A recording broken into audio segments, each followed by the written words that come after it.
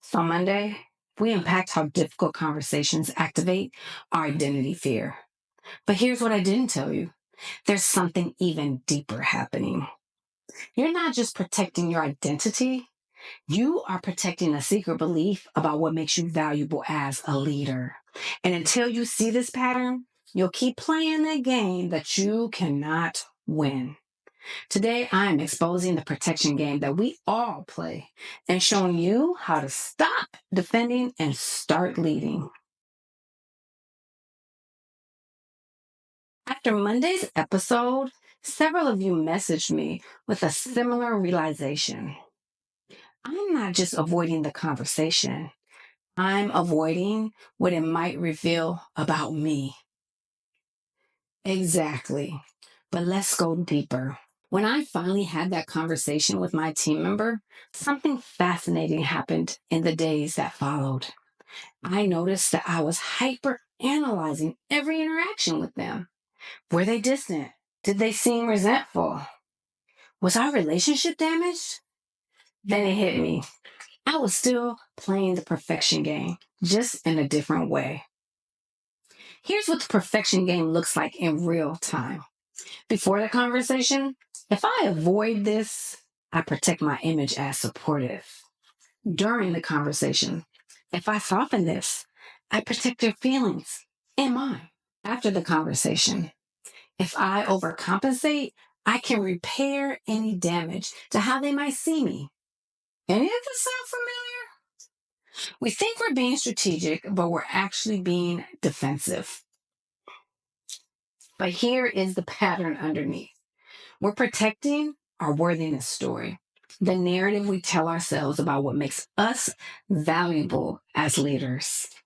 Maybe your worthiness story is, I'm valuable because people like working with me. Or I'm valuable because I never lose my cool. I'm valuable because I always have the answers. I'm valuable because I create harmony. What is your worthiness story? What's the narrative you're protecting in every difficult conversation? Now, remember the second pillar of my framework for connected leadership? Embodying grace. Know your truth. On Monday, we talked about integrating seemingly opposing values. Today, let's talk about what that actually requires. It requires you to stop protecting and start trusting. Here's what shifted everything for me. After that conversation with my team member, I was in full protection mode, trying to rebuild what I had thought I may have damaged. Then they stopped by my office and said something that stopped me cold. Thank you for respecting me enough to be direct. Most leaders just work around people instead of working with them. Wow. I have been so busy protecting my story of being supportive that I almost missed the actual support that I was providing. This is where grace becomes revolutionary. Grace says your worth isn't in their perception, it is in your presence. Your value isn't in avoiding discomfort, it's in navigating it with integrity.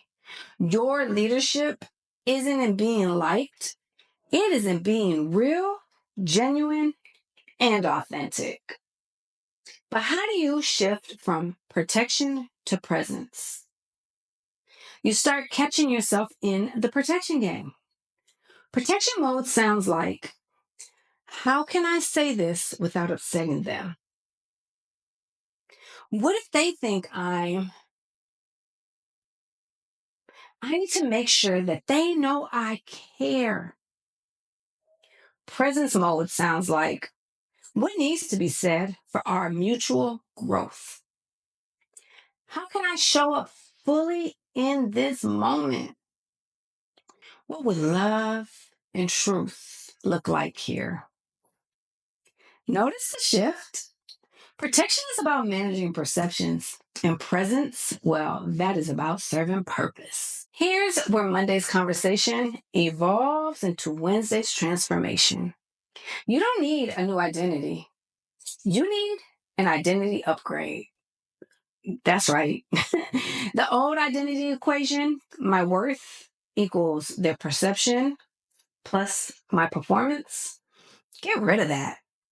The upgraded equation is my worth equals inherent plus my willingness to grow. When I upgraded my identity equation, everything changed. I stopped asking, how do I protect my image as a supportive leader? And started asking, how does a secure leader support growth? The answer? By being willing to have the conversations that matter, even when they are uncomfortable. Here is your identity integrity practice for the week. Number 1, name your protection pattern. What specific worthiness story do you protect? Take a minute and write it down and then own it. Step 2, identify your upgrade.